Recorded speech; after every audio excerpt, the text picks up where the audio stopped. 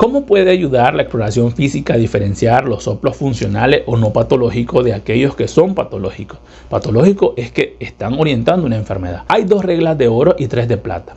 La primera regla de oro es juzgar a los soplos sistólicos como juzgamos a la gente, es decir, por su compañía. Así, los soplos en malas compañías, como los asociados a sonidos extraños, frémitos, alteraciones en el pulso arterial o venoso y en alteraciones electrocardiográficas o en la radiografía de tórax, se debe considerar patológico hasta que se demuestre lo contrario. Estos soplos se deben investigar a fondo y debe enviar un ecocardiograma para el estudio de los mismos. La segunda regla de oro es un segundo ruido apagado o ausente generalmente está indicando la existencia de una valvulopatía semilunar, es decir, aórtica o pulmonar. Esto es congruente con alteraciones valvulares, aórtica o pulmonar, en el cual la movilidad está reducida. Este es el principal signo patológico. Los soplos sistólicos funcionales siempre se acompañan de un segundo ruido que está bien preservado, lo que indica que hay una apertura valvular normal. Aquí vamos con las 3 reglas de plata. Escúchalas bien. La primera,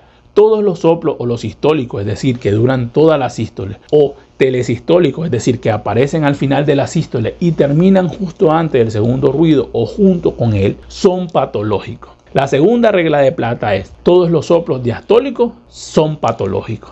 Y la tercera, todos los soplos continuos son patológicos. Si no lo sabías, recuerda que lo aprendiste aquí en Cardiología Terapia Intensiva y te invito a que sigas nuestras redes sociales.